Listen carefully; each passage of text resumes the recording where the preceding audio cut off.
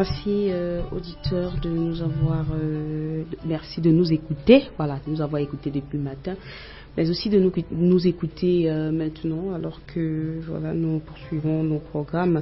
Cette fois-ci avec l'heure de Béret. L'heure de Béret, nous sondons les Écritures, on se laisse enseigné par un pasteur qui vient pour la cause. Parlant de pasteur, nous sommes bel et bien en compagnie de l'apôtre Samet, avec qui depuis quelques jours nous parlons bien sûr d'un thème très important. Tout est possible à celui qui croit, et chaque jour nous avons un sous-thème relatif à ce thème général que nous développons. Et bien sûr aujourd'hui on va parler de tout un autre sous-thème. Mais avant de déclamer ici le sous-thème, nous allons souhaiter la bienvenue dans ce studio à l'apôtre Sam. Bienvenue apôtre Sam. Merci beaucoup, chère famille, je vous salue. Voilà, merci une fois de plus. Aujourd'hui, nous allons parler du péché, le péché qui nous sépare de Dieu. Amen. Le péché nous sépare de Dieu. Sujet brûlant. Très brûlant. Je crois en offre, je vous disais là, c'est un peu chaud. Hein? C'est un sujet assez chaud. En tout cas, on va prier avant de commencer. Amen. Que le Seigneur prépare notre cœur à l'humilité de reconnaître que nous sommes des pécheurs, parce que celui qui dit qu'il n'a pas péché est un menteur.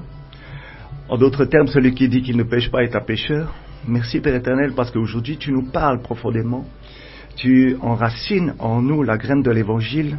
Aujourd'hui, Seigneur, tu nous convaincs de péché, que ton esprit vienne sur nous, vienne en nous, nous convaincre de péché, que je suis un pécheur, que je ne suis rien sans toi et que je dois mourir pour vivre.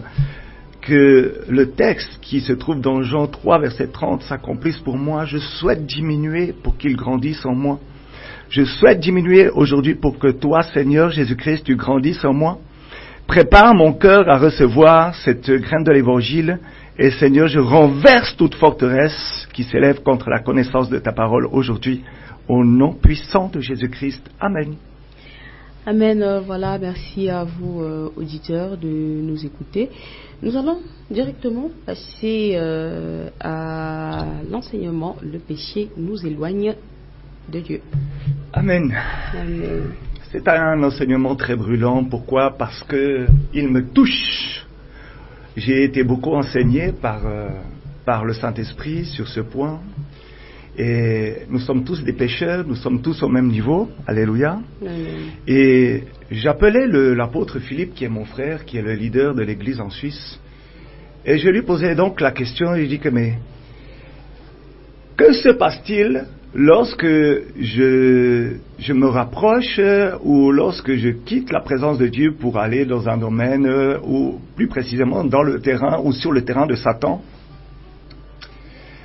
Il me dit qu'un jour il regarde avec sa fille un film réel, hein, c'est un documentaire qui était le sujet, je crois, un sujet de la guerre mondiale, Deuxième Guerre mondiale. Et au bout d'un moment, il y avait comme un malaise, une déconnexion, parce qu'il démarre la chose dans l'esprit, se rassurant que ouais, c'est un film de guerre, oui, mais c'est quelque chose de réel qui s'est passé, je vais apprendre quelque chose, c'est un documentaire, je vais donc être documenté. C'était une excuse, parce qu'au bout d'un moment, il y a eu une déconnexion totale et une conviction de péché qui arrivait sur lui. Ils ont arrêté immédiatement et ils se sont repentis. Ça dépend évidemment de la consécration de chacun, de l'alliance que nous avons avec Jésus-Christ. Il a pris conscience à ce moment-là qu'il y avait pas forcément un péché, mais un éloignement avec Jésus-Christ. Mm-hmm. Donc il a une telle relation avec Jésus-Christ que tout d'un coup, quand j'ai une relation avec ma femme et qu'elle s'éloigne, il y a un manque, il y a quelque chose, il y a un léger malaise qui se passe. Et aujourd'hui, je crois qu'il était vraiment indispensable que le feu brûle dans nos cœurs en ce qui concerne le péché. Et nous allons voir que si je prends conscience que je suis un pécheur, je dois donc diminuer.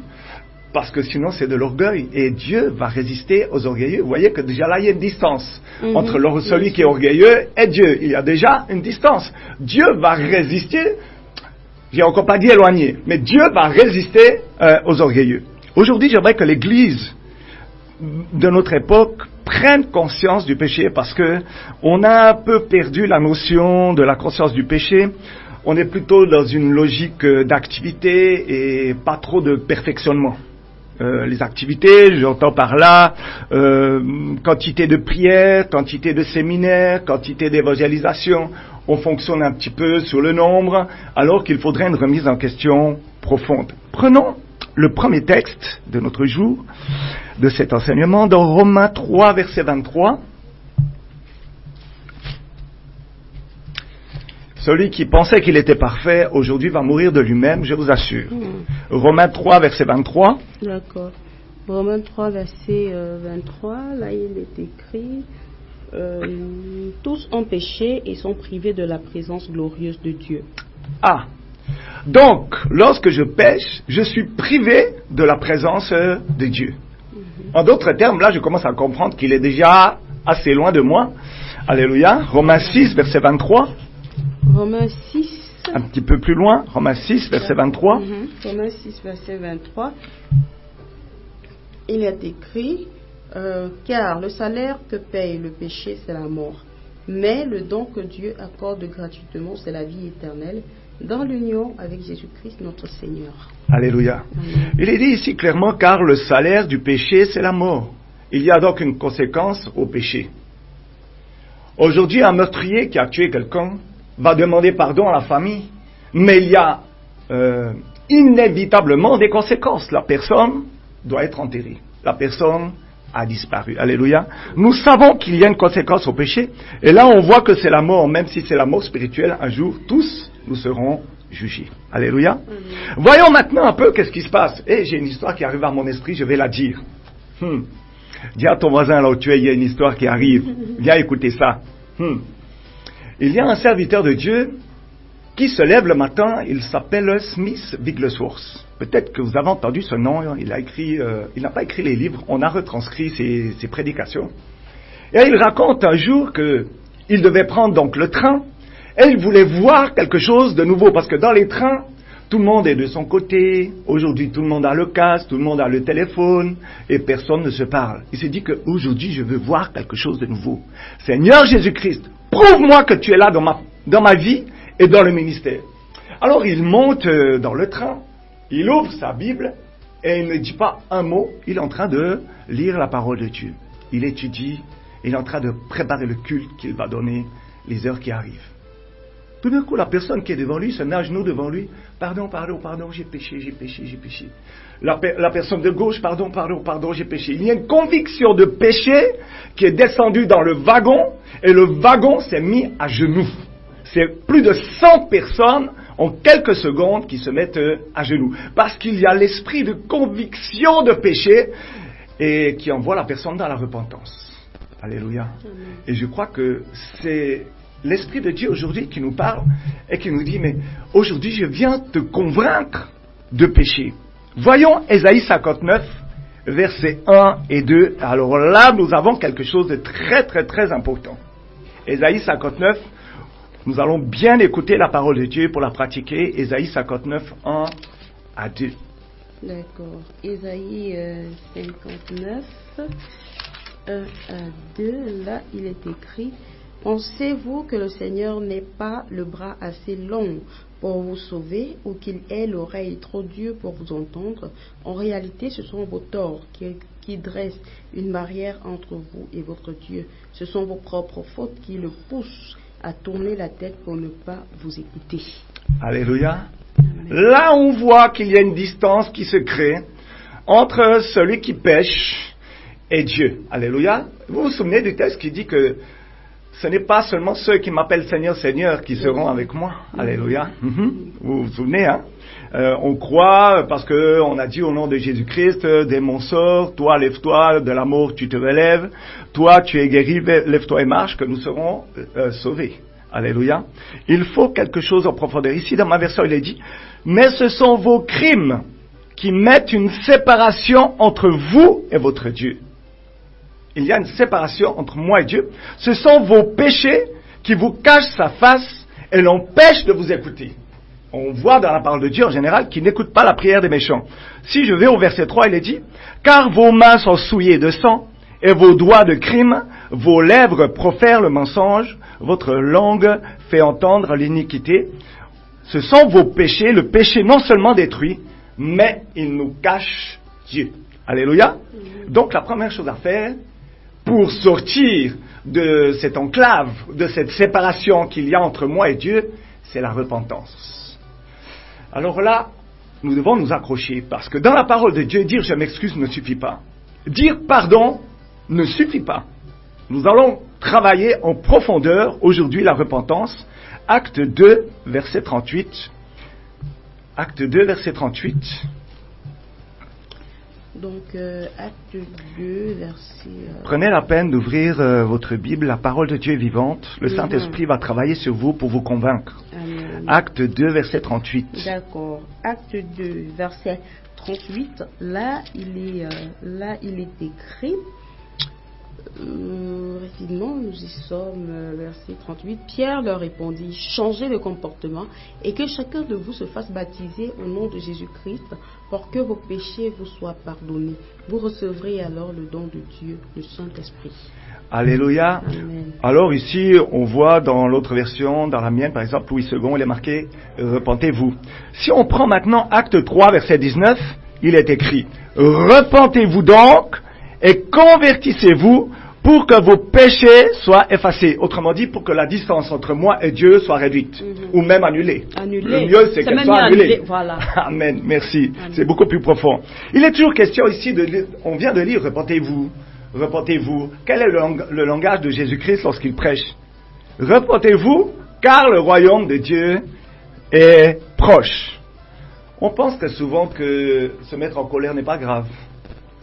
Ça crée la distance entre moi et Dieu. On pense que la jalousie n'est pas grave, que donner un faux témoignage, commencer à commérer, commencer à bavarder sur quelqu'un, le blablatage, et vraiment nous éloigne de la présence de Dieu.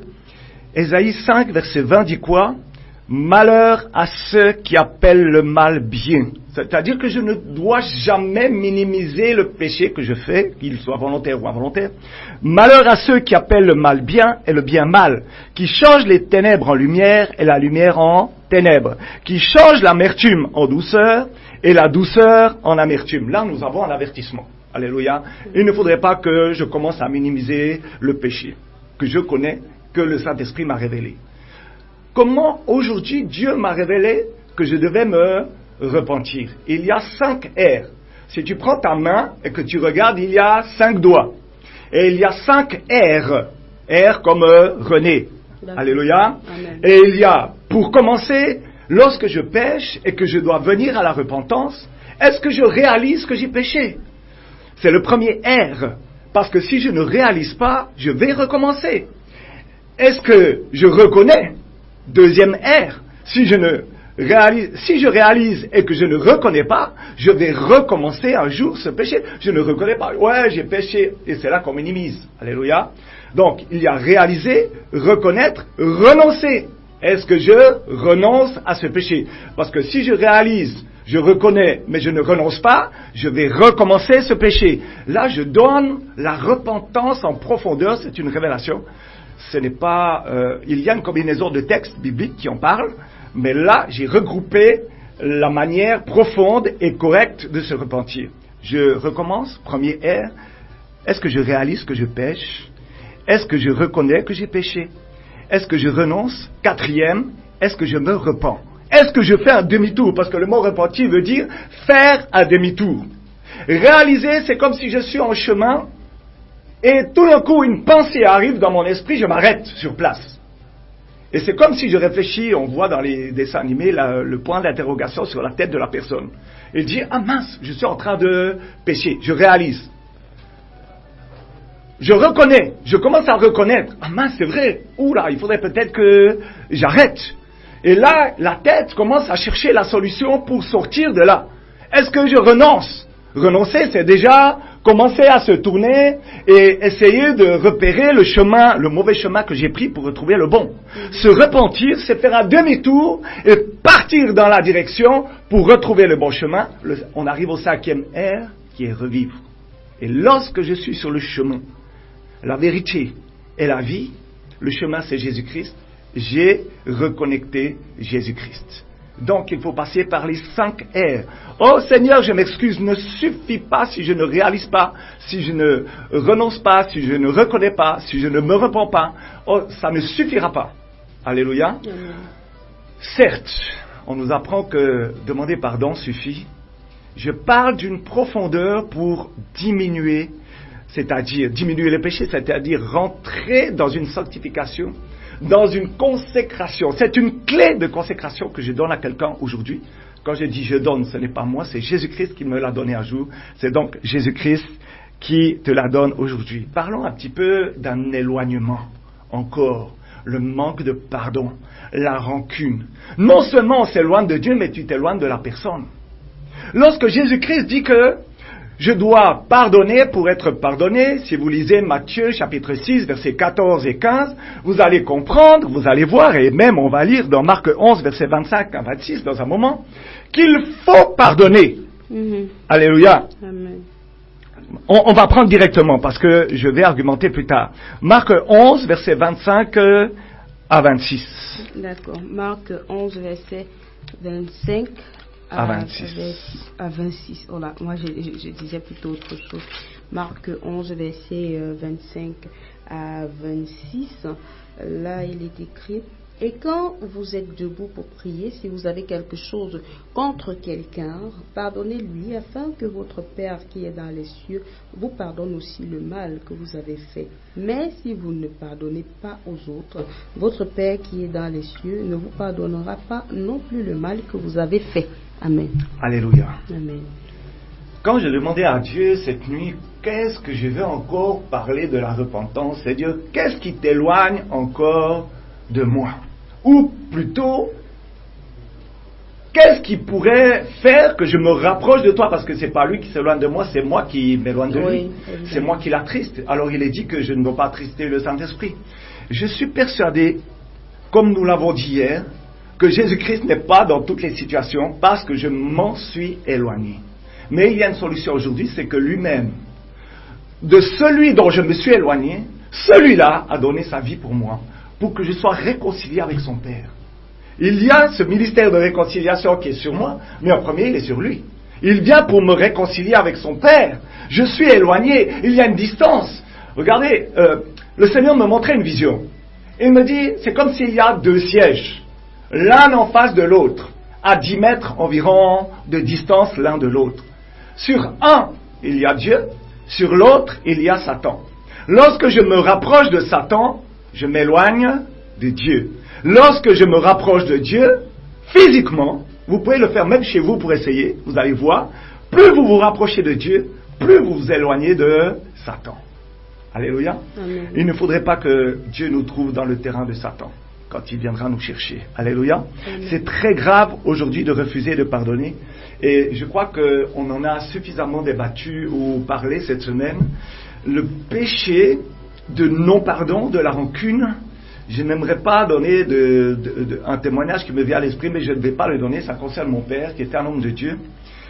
Il a eu la rancune dans sa vie pour une personne et il l'a payé très cher. Alléluia.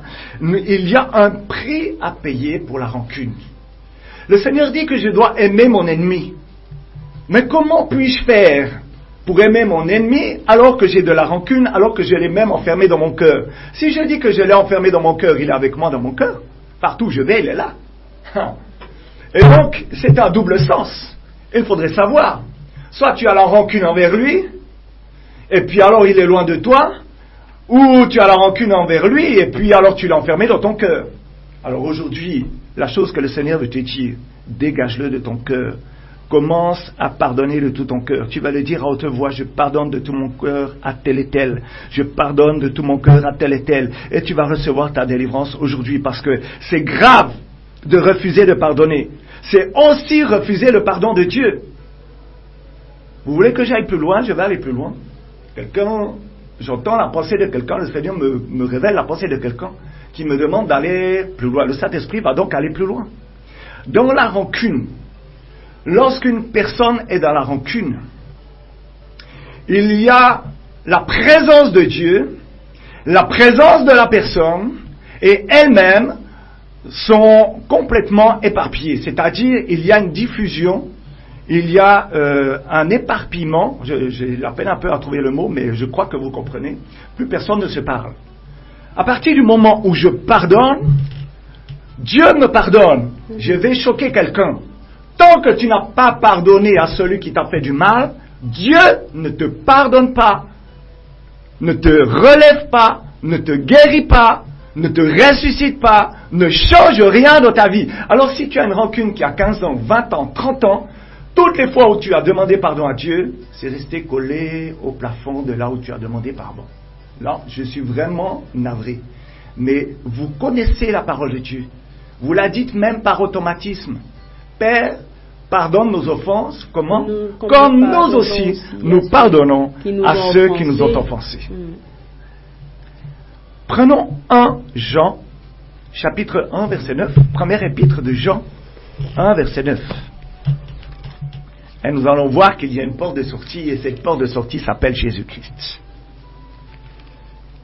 1 Jean, vous avez dit. 1 Jean, chapitre 1, verset 9. 1 Jean, chapitre 1 Jean 1, 9. Voilà, 1 Jean, chapitre 1, verset 9. Là, il est écrit: celui qui prétend vivre dans la lumière, tout en haïssant son frère, se trouve encore dans l'obscurité. Alléluia. Ah, non, j'étais plutôt à 1 oui, Jean 2. Ça c'est pour après. Mais si nous confessons nos péchés, nous pouvons avoir confiance en Dieu, car il est juste, il pardonnera nos péchés et nous purifiera de tout mal. Amen. Ça m'amène dans une prière. La prière la plus dangereuse qu'un chrétien puisse faire. Seigneur, sépare-moi de tout ce qui me sépare de toi. Et votre vie va changer. Ma vie va changer. Alléluia. Seigneur, sépare-moi de ce péché. Nous avons vu aussi cette semaine que la racine du péché est le mécontentement. À partir du moment où je suis mécontent, alors que je devrais obéir au commandement, soyez toujours joyeux, joyeuse, alors il y a un éloignement. Lorsque je pêche, je suis séparé de la grâce de Dieu. Il y a quelque chose qui me manque. Le Seigneur me rappelle aussi que lorsqu'il y a quelqu'un qui vient à la prière et qu'il y a une délivrance, qu'il y a un esprit, dans la personne, je vois une différence. Quand dans la maison, il y a eu quelque chose du monde qui est arrivé, et qu'il y a un esprit dans un corps, l'esprit résiste plus. Parce que le feu a baissé, et le feu est là pour délivrer la personne. Elle est bien délivrée, parce que c'est Jésus-Christ qui le fait. Mais il y a comme des résistances. Alléluia. Amen. Un jour, je demande à Dieu, j'ai dit que pardon Seigneur, que faut-il faire pour qu'il n'y ait que toi qui délivres, que l'homme, que l'apôtre Sam disparaisse, que Sam disparaisse. Et il me dit, il faudrait que tu sois comme Paul, que tu sois mort de toi-même. Parce qu'aujourd'hui, tu as des filtres réducteurs de ma puissance. Tu es un pécheur, tu es un rebelle. Tu es loin de moi. Tu as des mauvaises pensées, parce que la parole de Dieu est très claire. Je suis né avec des mauvaises pensées. Et là, le Seigneur me dit que rentre dans la consécration. Et le meilleur moyen de briser la chair qui veut prendre le dessus, c'est le jeûne. Jeûner. Et jeûner à sec pour que ce soit beaucoup plus rapide. Parce que le Seigneur veut nous utiliser très rapidement. Nous avons vu l'histoire de l'urgence de ces deux jeunes qui rentrent dans la maison pour sauver la famille. Aujourd'hui, il y a une urgence. C'est que nous devons être prêts, c'est-à-dire consacrés à l'Éternel, c'est-à-dire le plus diminué possible, le plus mort possible, pour que ce soit Jésus-Christ qui opère le miracle sur la personne qui est en face de nous. Dans Jacques 4, verset 17, il est dit quoi? Nous parlons ici du péché, et pour expliquer un petit peu le péché. Celui donc qui sait faire ce qui est bien, et qui ne le fait pas, commet un péché. Là, nous avons la définition du péché.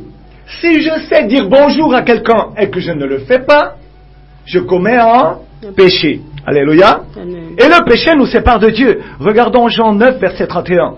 Nous savons que Dieu n'exauce point les pécheurs, mais, et le mot exaucer dans le Nouveau Testament veut dire écouter attentivement. Il ne nous écoute plus. Alléluia. Nous savons que Dieu n'exauce point les pécheurs, mais si quelqu'un l'honore et fait sa volonté, voilà les deux conditions pour qu'il m'écoute, c'est celui-là qui l'exauce.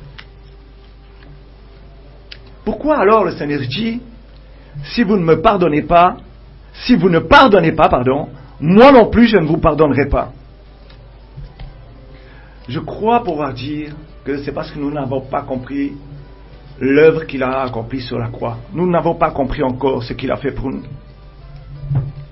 J'aimerais dire à quelqu'un qu'aujourd'hui, il y a possibilité que la distance qui te sépare de Dieu, il est possible que la main qui a quitté la main de Dieu reprenne et récupère la distance perdue. Nous avons ce genre de terme ici au Cameroun que lorsque nous ne faisons pas la volonté de Dieu, Satan nous récupère. Je suis convaincu qu'il y a deux troupeaux. La Bible dit que j'ai le bon berger, le grand bon berger, alléluia, et c'est Jésus-Christ. Je suis dans le troupeau de Jésus-Christ.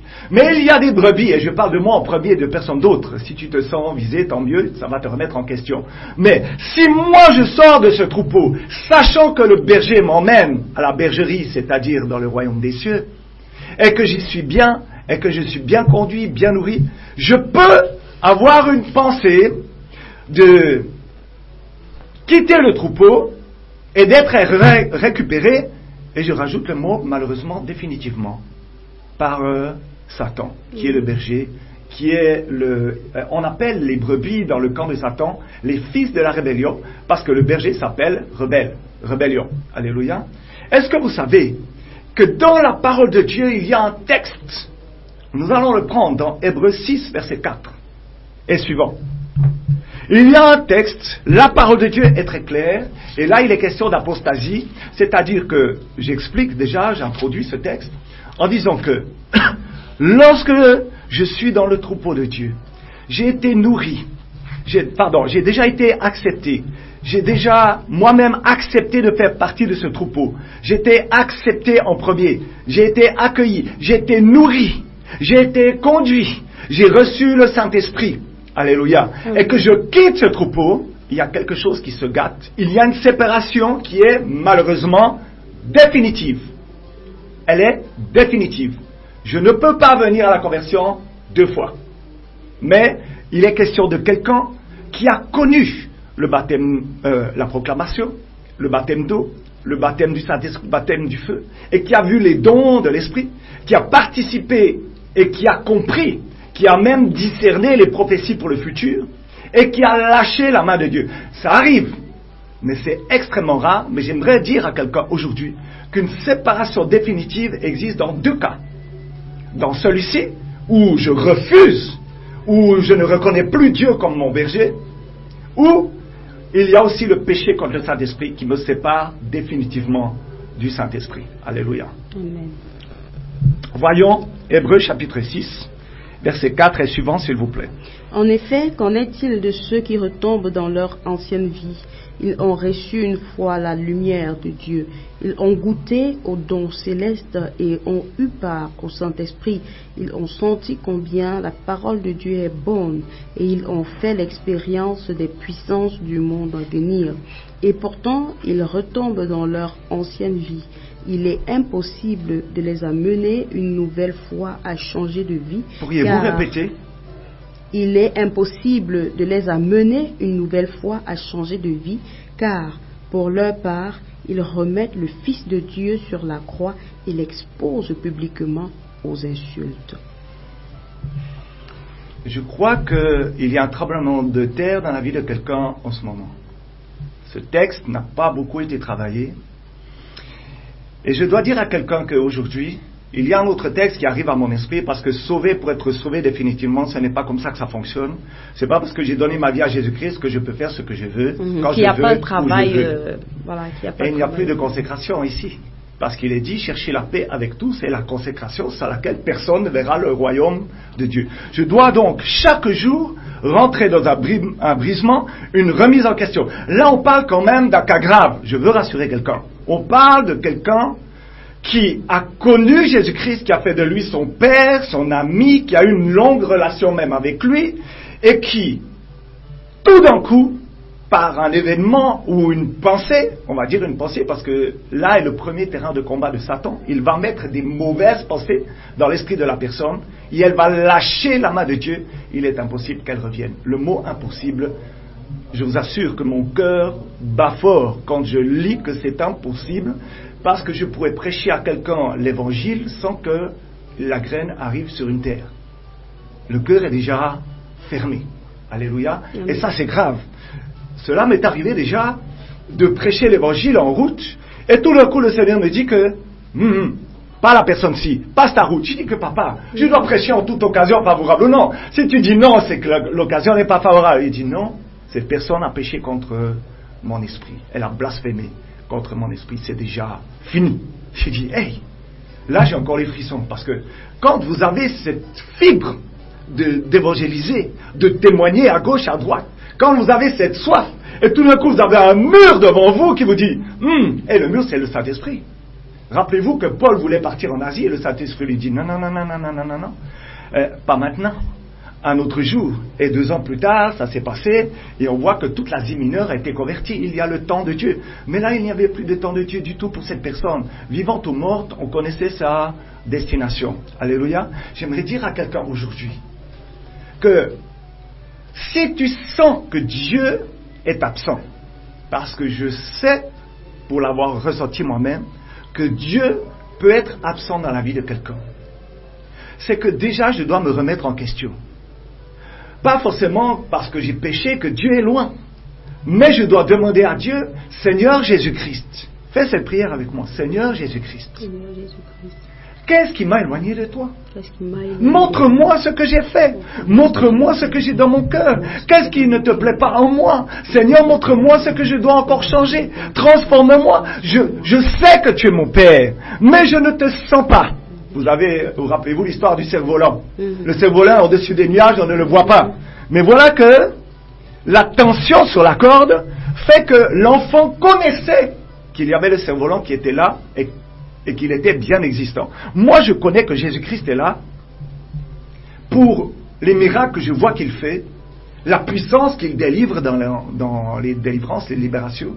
Quand je vois des résurrections, je vois la puissance de Dieu. Je ne peux plus jamais, je ne comprends pas Hébreux 6 là qu'on vient de lire, parce que tout ce que nous venons de lire, que la personne quitte ici dans Hébreux 6, disqualifie la personne, je ne comprends pas comment c'est possible. Parce que j'ai passé par toutes ces étapes, par la grâce de Dieu, il m'a brisé, il m'a écrasé et elle continue chaque jour. Mais je ne comprends pas, ça me dépasse qu'il y ait 2 possibilités que quelqu'un ne soit plus sauvé, mais c'est une réalité. Il y a un péché impardonnable qui est le péché contre le Saint-Esprit. Peut-être quelqu'un se pose la question, mais le péché contre le Saint-Esprit, c'est quoi? Est-ce que moi-même j'ai péché contre le Saint-Esprit? Je veux te rassurer que si tu te poses la question, c'est que tu n'as pas péché contre le Saint-Esprit. Lorsque quelqu'un pêche contre le Saint-Esprit, il n'entend plus la voix ou la conviction de péché. Il croit que tout ce qui est bien pour lui est le contraire, et tout ce qui est mal est bien pour lui. Il n'y a plus de notion de péché, il n'y a plus la petite voix qui dit que ne va pas là à gauche, tu vas avoir mal. Ne dis pas ça, tu vas pécher. Ne pense pas ça, tu vas commettre un adultère, etc. Il est très important que tout soit fait selon l'esprit, parce que le mon juste vivra par la foi. Et par la foi, c'est par l'esprit. Alléluia. Je dois être dans l'esprit, voir les choses dans l'esprit. Je ne dois plus raisonner. On voit les pharisiens et Jésus-Christ. Il n'y avait jamais d'entente. Parce que quand la grâce qui est Jésus-Christ débarque dans une situation, et que les pharisiens étaient sous la loi, il y avait une opposition. Il y avait la chair, du côté des pharisiens, et même du côté des disciples, parfois, et l'esprit. Et il y a opposition. Quand on voit dans Galates, chapitre 5, verset 21 et suivant, on voit qu'il y a opposition. Alléluia. Amen. Je crois que je suis en train de rassurer quelqu'un, et je suis en train aussi de dire à quelqu'un, faisons très attention à bien écouter la voix de Dieu. Blasphémer contre le Saint-Esprit, c'est quoi? J'ai posé cette question à Dieu, parce que moi, ça m'intéressait quand même, je ne voulais pas pécher contre lui.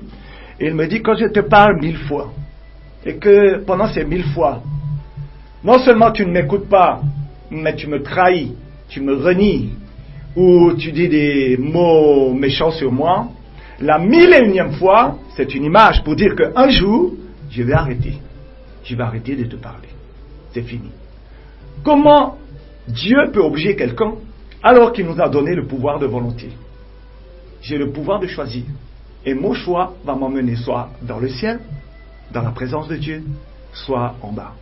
Alléluia. Amen. Donc cette liberté de choix, je dois aujourd'hui la prendre en main et dire Seigneur, j'ai choisi, je t'ai choisi, je viens à toi, je me colle à toi, tu m'as aimé le premier, aujourd'hui je veux t'aimer, parce que tu es amour, je suis amour, je vais commencer à aimer mes ennemis, je vais pardonner, je veux me rapprocher de toi, et j'arrive à Jean 2 verset 6, celui qui affirme que Jésus-Christ vit dans son cœur doit marcher comme Jésus-Christ a marché.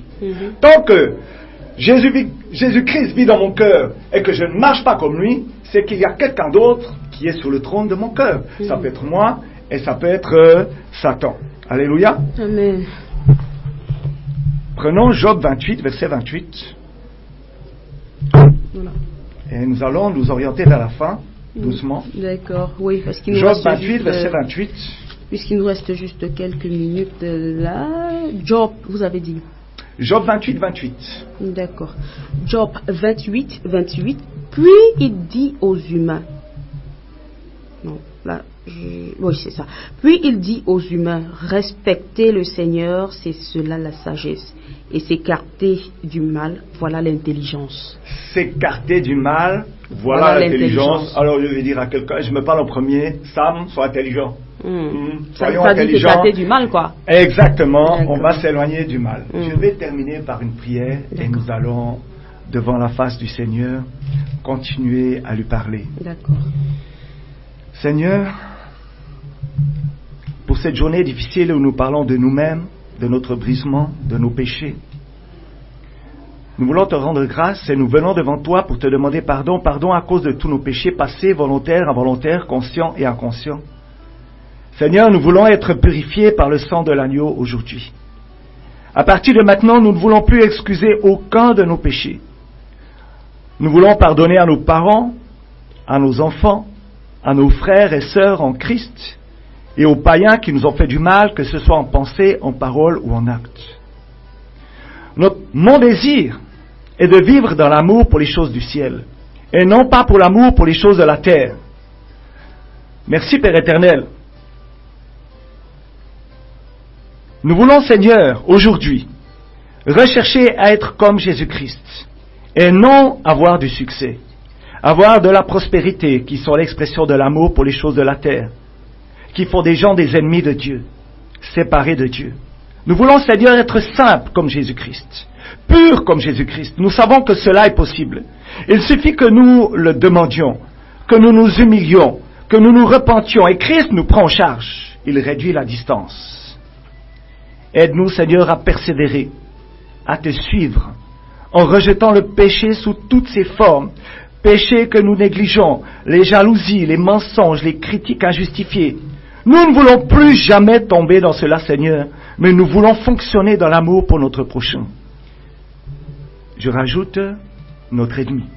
Merci, Seigneur, de nous purifier par le sang de l'agneau, et qu'à partir d'aujourd'hui, nous commencions une nouvelle vie, loin du mal, loin du péché, car nous voulons voir ta main agir dans nos vies, au nom de Jésus-Christ. Amen. Amen. Voilà, nous sommes bel et bien dans notre temps. Merci, apôtre.